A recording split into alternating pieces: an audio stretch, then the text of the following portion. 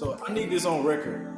You are saying on this episode right here, and we all watching, Tom Brady is done. I believe so. John?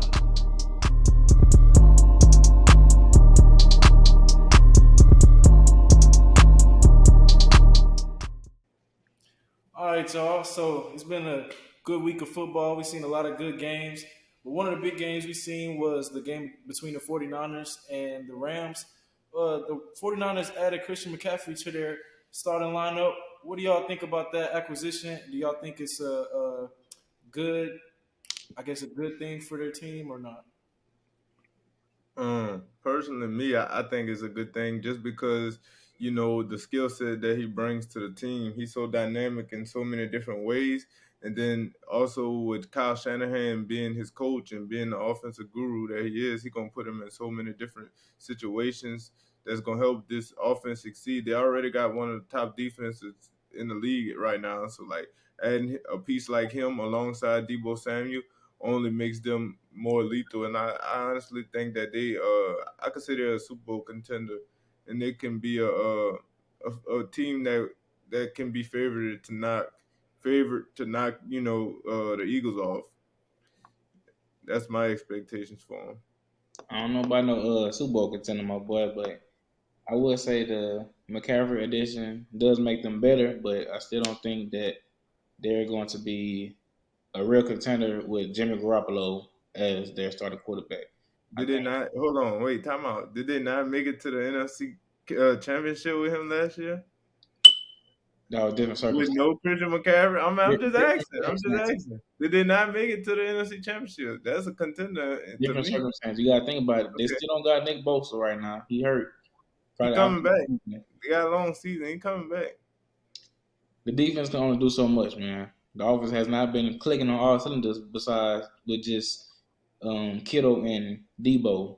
That's But why you go get McCaffrey. they did, which was a great addition, like I said, but you still have Jimmy G back there, and he not the best quarterback making decisions and everything. So I wouldn't go as far as like you and say that they're a Super Bowl contender. I do believe that they can make the playoffs and make a little push and some noise at the most, but Super Bowl might be pushing them, my boy. I said they're a contender. I ain't said it was gone. I said they're a contender. Well, I say, I was really impressed by their game just because of like how fluid the offense looked. It looked like Jimmy Garoppolo. He had a lot of different options to throw to, and then not only the fact that Christian McCaffrey added an element to the running game, but he got some receiving touchdowns. He even threw a touchdown. So like it was good to see. And then like not only that, but I think it takes a lot of pressure off of Jimmy G. Just considering, it's been a lot of talks about him like being a game manager and nobody wanted, him to be a starting quarterback. I will agree with John. They did take him to the championship game, so I mean you can't really discredit the man. Weak But competition, but go ahead. I do think that the addition of Christian McCaffrey does make them a championship contender. I do believe in that. I mean, bro, we ain't saying they gonna win the Super Bowl by any means. We just saying they are one of the few teams in the league that's gonna be able to contend to go to the Super Bowl. They one of the few teams that you could say right now, you could sit back and picture them in an NFC Championship game, or picture them. That's one of the few teams. Think about it. A lot of the football has looked bad this year. A lot of teams that we expected that was gonna be good ain't really good. So like, I mean, yeah, they 4-4 now, but I feel like when they all get healthy and it's time for the playoffs, it's gonna be hard to stop them boys. Real talk. I still think the Rams have a way better shot of making Wait, beside over the bro, have you watched the seen 'em. Rams the I've seen past 'em. few weeks? They very one dimensional. Their offense can't do nothing, bro. They very one dimensional. That we talking about a team the 49ers just blew out with no Debo Samuel, bro. Like, and you think they got a better shot than the 49ers? That's crazy to me. Definitely do, man. But you gotta think about it. You just said it was early in the season. It's a long season to go, right? If They Odell need Beckham, more additions. if Odell Beckham don't walk through them doors in the next month, it's over with for the But Rams. hey, that's still on the table. So, like I said, and they defense is still no joke. It's probably nobody messing with them on defense if they all clicking on all cylinders. So But John, Okay. you just mentioned about adding pieces to a team. I mean, so considering the fact that the trade deadline just ended, do y'all think that there was any moves that y'all were surprised about, or any moves that y'all like have y'all excited for the season? I ain't gonna lie. One move I liked was the Bradley Chubb to Miami trade. I think that boosts them up a lot in their conference too, just because of the weapons that they have offensively, and then be able to get a pass rusher, a consistent pass rusher like Bradley Chubb, is only gonna make them better on the defensive side, which is where they really need help because they haven't they let like this past weekend they gave up so many points to Detroit, a team that they should have on paper should have blew out because Detroit's defense so bad. So like if their defense can hold up, they should have blew Detroit out. So I just think that the Bradley Chubb trade is good because it gives them a consistent pass rusher, an elite pass rusher at that. I definitely agree with that. And if I'm Bradley Chubb, I'm thanking the Lord because I'm out of Denver because like they still struggling right now. I don't know what's going on, but they seem like they can't get it together. So I'm definitely happy to be out that situation if I'm Bradley. So I agree with you on that. Eddie, do you have any teams? I mean, any trades that you liked? I mean, I do like the Chase Claypool trade for give Justin Fields another wide receiver. Well, wide receiver one, a real one now.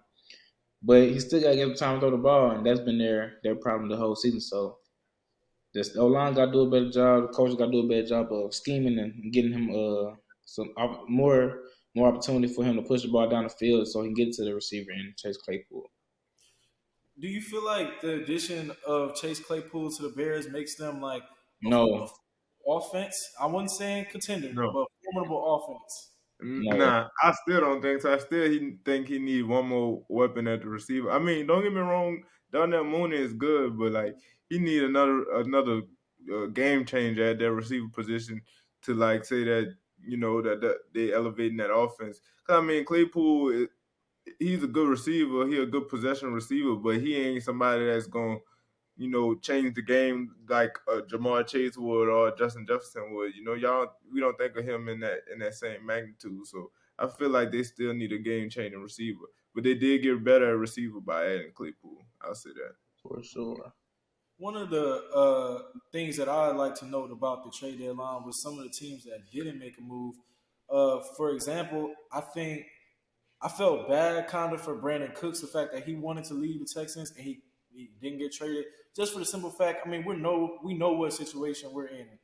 My Texans, we're not going to win anything this year, and I feel like he could have added something to a team like Dallas, and I'm kind of sad that that trade fell through. But in the same fashion, like I understand, that's the last piece we got, so we're trying to hold on to him, and if we're not getting something in return that we really want, then he's an asset to us. We gotta hold on to it until we can get something that we need.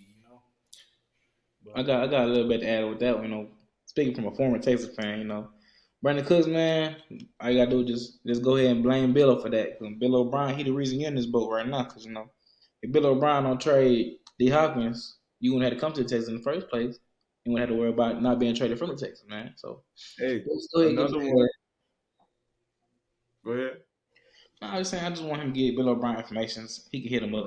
Uh, And he got to do. Another one that surprised me was Calvin really getting traded to Jacksonville. I think that was crazy to me because he ain't played all year, so it's basically like Jacksonville's trading for next year at this point. Think about it. Calvin really ain't gonna play at all this year. They're just hoping for the future that he's gonna get traded. So that was a little weird to me. And also I seen something that was like Calvin really got banned for betting on the Falcons, but the team the Falcons was actually playing was the Jacksonville Jaguars, and he got traded there. So that's just a little fun fact if anybody that want to do that. man, that's a crazy situation. I mean, like I always thought that that was kind of a crazy thing, just to suspend him for that long, just for betting. I know, they trying to keep against it, but I mean, I feel like people have done a lot worse and got far less suspensions. But we ain't gonna What you speak mean? on What you mean by that? I don't mean anything by that, but I feel like we do have some players that's about to start playing that's got some things that they need to work out. Oh, you taking it up?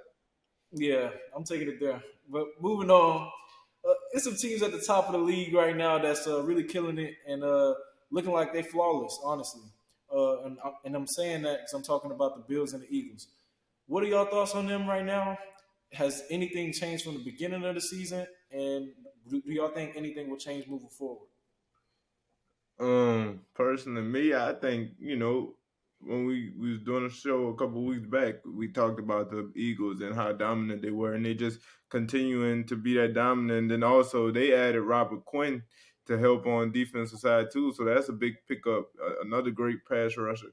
So for the Eagles, I mean, it's more the same, that we've been seeing from them all season. They've just been dominant and consistent as well. And same with Buffalo, they had the one loss to Miami, but other than that, they've been rolling on all cylinders. And they beat the Chiefs. And they've also added Naheem Hines to today too, which I think would be a great addition to their offensive attack. And he'll be a great secondary running back for them too. So I think that these teams, it's what we expected from the start of the season to now. But they've been rolling, both of them. Yeah, and piggybacking off you just with the Bills, they just added another safety and they're getting Tre'Davious White back, so we go start to see that full defense, and they go get even better on that side and just boost up their rankings more. And with the Eagles, I became a bandwagon fan. Trying to see. They look good, man. I'm on the bandwagon for them to go all the way this year. I feel like they got the best shot, in my opinion, to come out the NFC along with the Bills. So happy for that. Hmm. Well, me personally, I've already said countless times that I felt like the Eagles would be a good team, so I'm not gonna go onto their side. I'm more so gonna talk about the Bills for a minute. I think that at this point in the season, like I'm not impressed. Like they are good. We've been knew that. There's nothing that changed from the beginning of the season. My thing is, when it comes to them, I will only judge anything that they do by playoff time. We've it's been years now that we've considered them a talented team. We've all said Josh Allen's one of the top quarterbacks. That's not changed. But I feel like at a certain point, it's like I can't value what you do in the regular season. I got to see what you're gonna do in the playoffs. And if they can make it to even just a championship, I say just a championship, but even if they can make it to a championship, like that'll be enough for me to say, hey, y'all improved, y'all made it further. But right now, I'm still where I was at the beginning of the season. Got predictions and high hopes for them, but I'm not, gonna be impressed yet. You What do say you all think? this, but what if flip it? Now, what if they wasn't doing as good? And then you have a lot to say about how the Bills aren't meeting your expectations, but while they've been consistent and constantly winning and looking good, you just saying you kind of like downplaying it and saying I'm just gonna wait for playoff time. Cause like if that's the case, you might wait for everybody for playoff time because that's when everything matters at the end of the day. Because none of this matters right now, but like you can't just downplay like they're not doing their thing because they hot right now, and so are the Eagles. So I just say like you gotta take it for what it is, man. They balling out, they doing their thing, they being consistent. So you gotta take it with a grain of salt and just look at it like it is. I agree with that, but like at a certain point, it's like fool's gold. Like we keep falling for the they gonna come out here and win it. Like they might just win it all, but at a certain point, it's kind of like I can't get too excited. I mean, they're talented. Like we know that we can't keep praising a team for doing what they're supposed to do. Like this is what they're supposed to do. And you're right. If they were doing bad, I would definitely be on them about that. But they're doing what they're supposed to do, and it's NFL. So we're gonna talk about it. We're gonna say how we feel about it. You ain't got nothing on that, John. Yeah, I mean, I feel what you're saying. It's almost so you kind of saying like we giving them so much praise and they ain't really done nothing yet. Like it's time for them to do something. Basically, that's what you're saying. I feel like they want, yeah, and I feel like they winning games, but I mean, are they really like are they winning games in a fashion that's like we didn't expect them to win? Like if they were going out here blowing teams out, like that's Yeah, that's a different story. they just winning the games. Like they doing what they supposed to do. But Yeah, you know, I, I, that's A I win feel is you a on win at that. the end of the day. you said what? A win is a win at the end of the day. I agree, but I want to see if they can win when it matters most. That's all I Nah, want to see. as for everybody though, I want that's what I like it too. I think so. I think Von Miller gonna help them when it matters. Yeah. That's what he was there for. That's what he was brought there for. Well, speaking of teams that got some expectations and have been kind of good for a long time, but not at the next level, the Arizona Cardinals have brought back DeAndre Hopkins. He's been playing for the last 2 weeks. I know a lot of people in this podcast are excited about that. What are y'all thoughts on his performance? And do y'all think that his addition could make that team a contender? And do you think that the addition of him could kind of revamp that offense back? Um, I think, personally, like he been balling. Don't get me wrong, he been balling. He been doing his thing, but like, what is the addition of him really gonna make that team that much better? I mean, one man can only do so much. That off, I mean, the team who they played last week, they played somebody last week.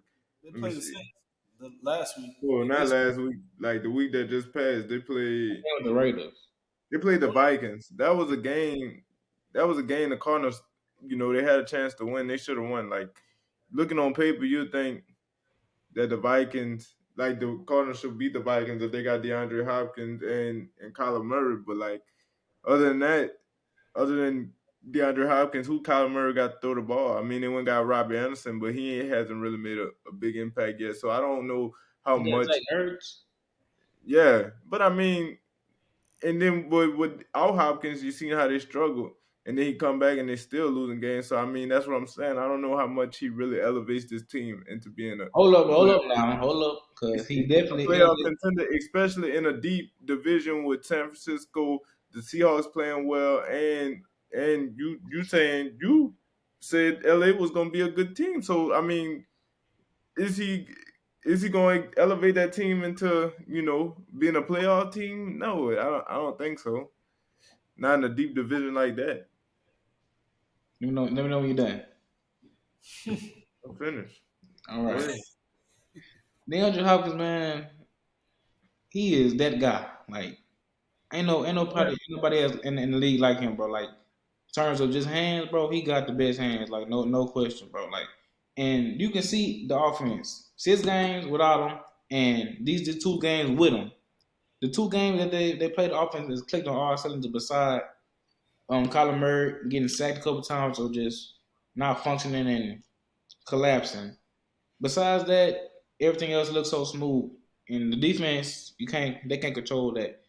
But I definitely think that he will boost the offense, but it don't necessarily have to show on the winning side because like you Well, said, one man can only do so much. He can't beat of the team by course he gonna, himself.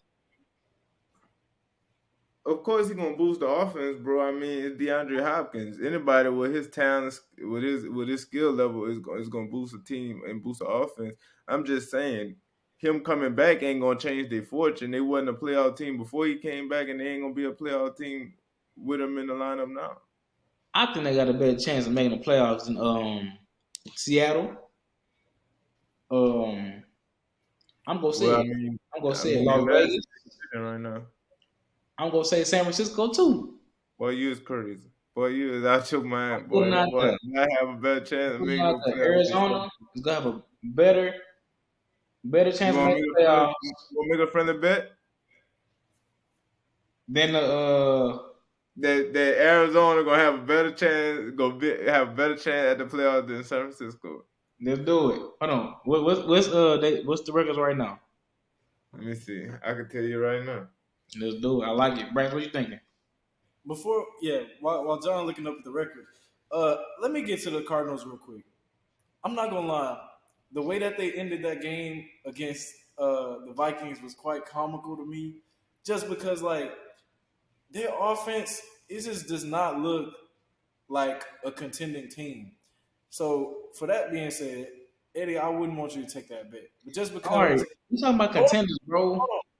just because, like at the end of the game, like Kyler Murray is literally just running around trying to buy time for people to get open, and it's just not working. I seen the situation. We didn't get to talk about this too much, but the situation between him and the coach against in the game against the Saints, where Kyler Murray is just like telling him calm down and stuff. Honestly, I think this is just like the way that the offense is showing just how in like just how bad that he's doing at a coaching job. Like they look totally unprepared. This looks all improvised. Like they're literally just running around trying to figure things out on the fly. And in that situation, I do feel like Kyler Murray has a right to talk to the coach that way when we look like this against the Vikings. The Vikings is a good team, but like we should be prepared against them because they are 5-1 at this point. And it's just like I don't like how unprepared they were, and I don't think that they'll be able to contend deep in the playoffs or even get to the playoffs. We keep You using this ready word. for this? We keep using this word contenders, man. Like I gotta chill. You I don't ready like. for this? Go ahead. San Francisco 4-4. Got you. Arizona 3-5. 3 and Is 5. that a bet you want to make? I I like promise you. it. I like I it. I promise you. got faith in D. I got a lot of faith in D Hop. All right, we're gonna see. Let's do it. We're gonna see Lock how it far in. D Hop. We're gonna see how far D Hop take you. The next three games, they got Seattle, Dub. Rams, but I don't know if they're gonna be no Seattle. Son. Seattle Dub. ain't Next. no pushover. Seattle, LA, and 49 their next three games. That's three. That's three dubs right there.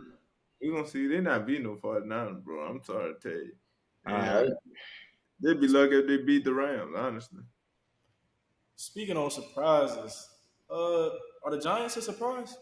Most definitely. Nobody saw this coming. Nobody could predict this at all. I'm shocked, like honestly. But I knew Saquon was like will have a comeback year and everything. But besides that, who would have thought? The little old Giants, man, came all this way. The little old Giants. Yeah. I could say that that's a surprise for me. I ain't expecting to be 6-2. What they is 6-2 up until this point in the season. I ain't expect that. But I really just I think the defense is playing well, Saquon playing well, and they've got Daniel Jones to a point where he ain't winning them the game, but he ain't losing them either by making crazy turnovers and stuff. So I say it's a surprise.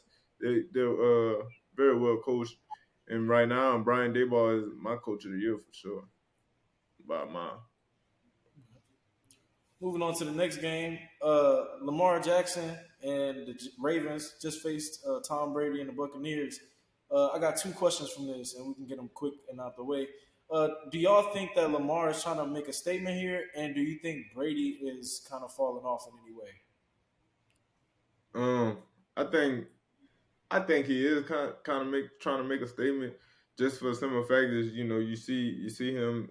This is his contract year, so he wants to have a good year and he wants to show the front office that he's worth the money. I mean, I think he had a good few first the first couple of weeks for him were good, but his play has kind of like dipped off a little bit. But I think that just comes with the season. It's a long season. I think he's gonna find his stride towards the end of the year. And we got him next week in the dome, so we're gonna see what happens. But as far as Brady, you know, as far as Brady, I just think he's missing Gronk. He's missing that weapon. They don't look like the same team offensively. They can't run the ball. Like their run game is terrible, and I just think that they're relying too much on Brady at this point in his career. So I think you know this could be the end for him if they don't find a way to turn it around.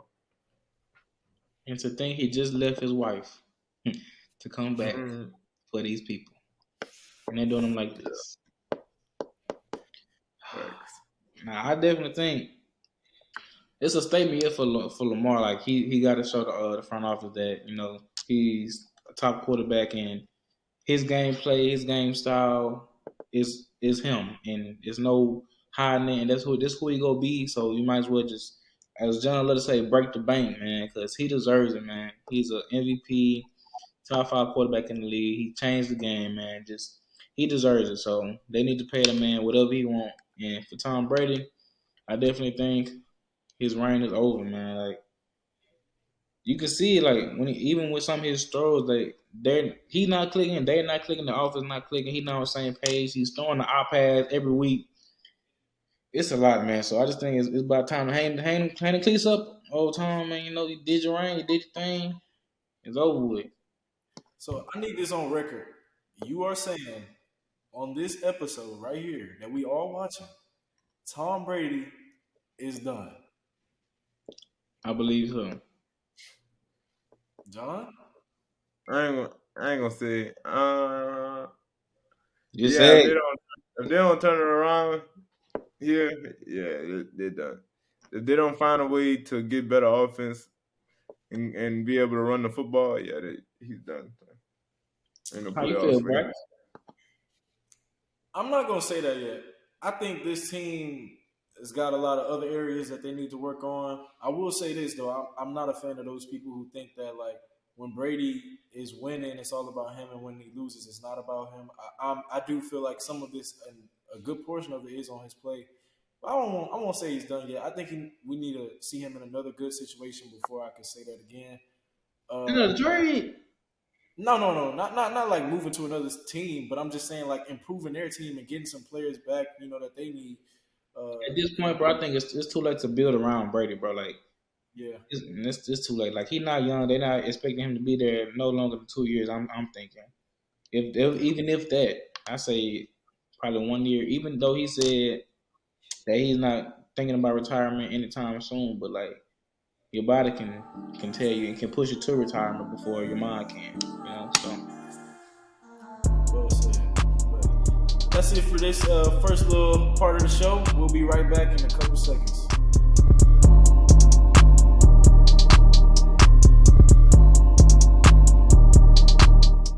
Welcome to the World of Sports podcast. We're back. We're gonna talk about some basketball here. So a lot of big news today in the basketball world. Starting with number one, Steve Nash is now fired as the Nets head coach. What are y'all thoughts on that?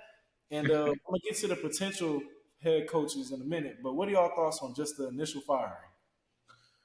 I think that it was kind of time because everything been going down here in Brooklyn since the summertime, and you know as the front office of the Nets, they don't want to trade away a player like Kevin Durant, so they're gonna make him happy. And firing Steve Nash was the first step to making him happy because he never really wanted them there in the first place. So uh, I think that this is just what it is. It was kind of time for that, anyways, because we just seen how things been unfolding in Brooklyn since the summer. So yeah. I saw it coming because I never thought he coached. Like he just really let him go out there and let Katie and Kyrie just handle their business. Like I ain't never saw him drive a play. Like I feel like he was more of a motivator than a coach because he has that experience. He's one of the greatest ever to do it. So he can get them situational stuff, but like from the coaching aspect, I don't think he fit the scheme for him. So they just saw it coming, and I think it's a good move for them. I think that moving on from Steve Nash was the thing that needed to be done. I think when you have a bunch of combustible elements like Kyrie and KD, and I don't say that in a way that's like any way endearing. I'm not endearing, like in a bad way, like not sincere.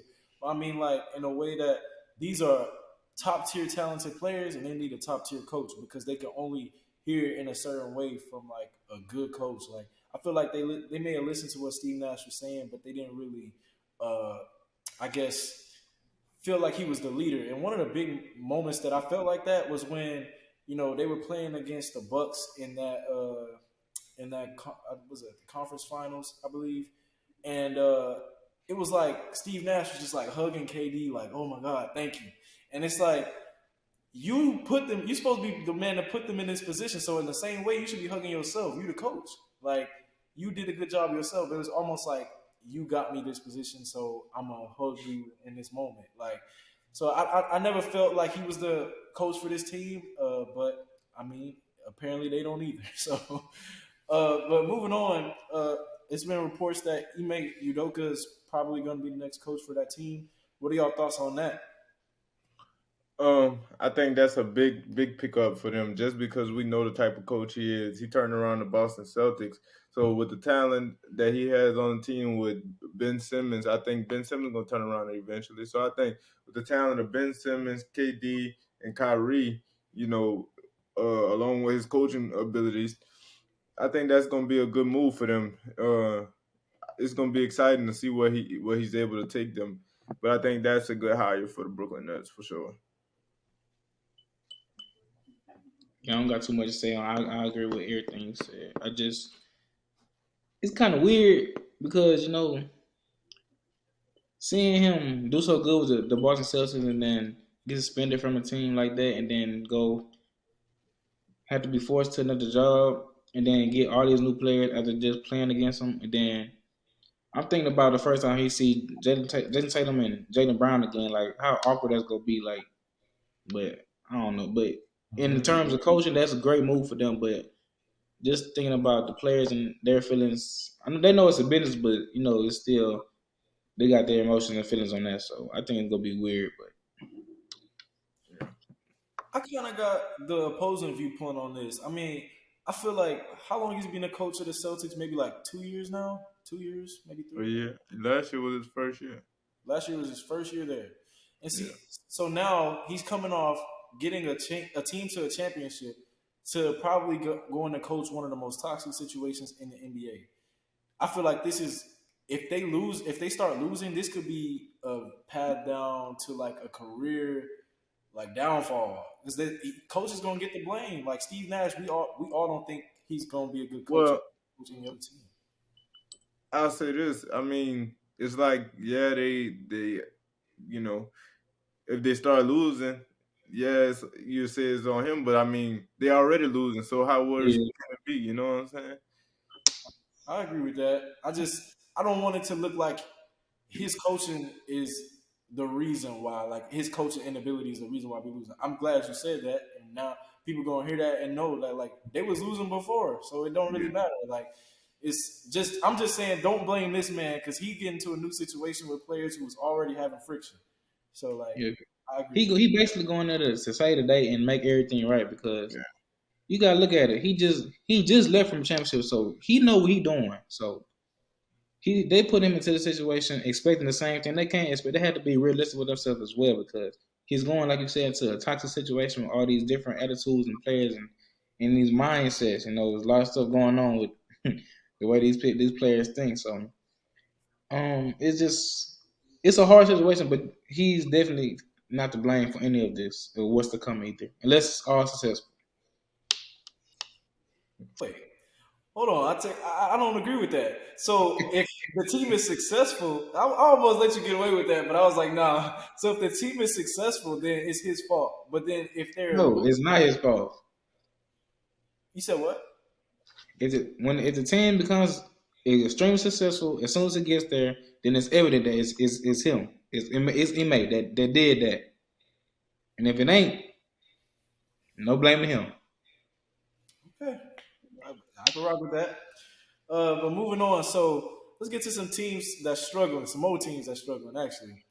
We got the 76ers and we got the Los Angeles Lakers. Which team are you more concerned about? And I already know where this is going to go. Uh, I say for me, it is just I think it's the 76ers just because we expected so much out of them. And and like I don't think Joel Embiid has been dominant like he was last year. So I think that if he's able to step it up along with Harden been balling and Maxi too. So like if they all can click at the same time, they're gonna be a good squad. I just feel like Joel Embiid got to be able to be a dominant force again.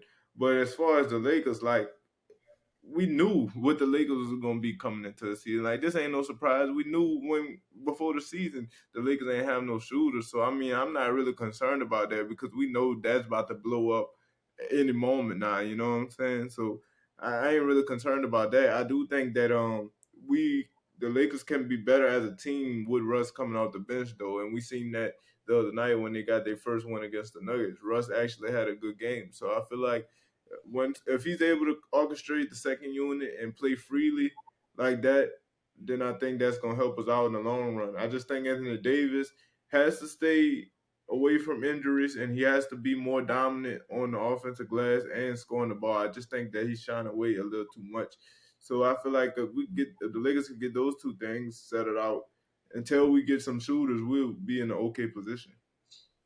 I definitely think Embiid hasn't been the player that we've known him to be in love, but it's a long season, just beginning, so I think he will find his groove, and Maxey and Harden will continue to play at high clips, so I think they'll be all right in the long run. But as for the Lakers, it's only one option, and that's to trade some individual to get other individuals. These individuals that will be coming will have to be shooters because every team that LeBron has been on and has high success on has great shooters that LeBron kicks out to because he draws so much attention. With that being said, we have a couple players on the roster that allows the paint to be clogged. We don't have any shooting. They won this game is because of threes, and they had 13 threes, which was the highest that they had all season this far. And that's sad because other teams are averaging that in the first half, and that's the only reason we won. Not saying that Russ playing has been playing bad, because I'm gonna be honest, like I can't even say that it's been all on Russ. It hasn't. Russ has played decent, and but it still have the play style that he has last year, but I can't give him all the blame because it's not fair to him. So I can't do that. So, but he has to go. Sad to say, Russ has to go, man. To get more shootings, it'll be a better situation for him wherever else that he can go. But we have to have some shooting in returns for this Lakers team to be of any value and make a real run. Because right now they ain't going nowhere. They might not make the playoffs with this roster. Sad to say, as good as LeBron is, good as AD is, they can't overcome shooting every night, and that's the biggest thing. Hey y'all, welcome back to the Black Spotlight moment, man. Today we just want to we have a special edition. We want to shout out Takeoff, the third Migo, who was recently shot and killed in Houston from a dice game, man. It's just sad because he was only 28 years old and he was just in his stride. Him going the different route with Quavo, Uncle Few, and just seeing everything with him and Offset not being on the best terms is just sad to say because you never know when somebody gonna be gone. So you gotta love them while they're there, man. So wish the best for his family, Quavo, Offset, all the fans. Sad day. Facts. I just want to say rest in peace, Takeoff. It's just really sad to see all the black talent that has died over the last couple of years. It's crazy, bro. So I just want to send my prayers and condolences to his family. Yeah, man. I woke up kind of early this morning. I was getting text messages on my phone from some of my people that I knew from back home, and they were saying like they big Takeoff fans, and they think like Eddie, like that was their favorite Migo as well, and it's just like beyond just the music, like I feel bad that that this man just lost his life, and then not only that, but like I seen people posting stuff about it. It's just it left a sick feeling in my stomach just because like most of the people that we see is like he's very mild mannered and not really into the rah rah stuff. Like he's just real cool and laid back, and beyond that, he was very good at what he does. Like listen to him all the time. Like it's just sad to see that we kind of make this kind of normal. Like and it's just come to the point where it's like consistently it's just it happens and we sit here and we're gonna come a couple time later we're gonna like just forget about it and move forward, but the people that was affected by this, his family, they're gonna forever have to feel this, and I'm sad to his family. I wish them the best, and I hope that we can all move on forward and try to keep a positive mindset, but it's very sad. Yeah, man, he's gone, but never forgot him. And go keep him alive with our music. So y'all go ahead and play one of his tracks, man. Long For little sure. takeoff. That's all we got for y'all this week. Sorry to leave y'all on a sad tone, but rest in peace, Takeoff for sure.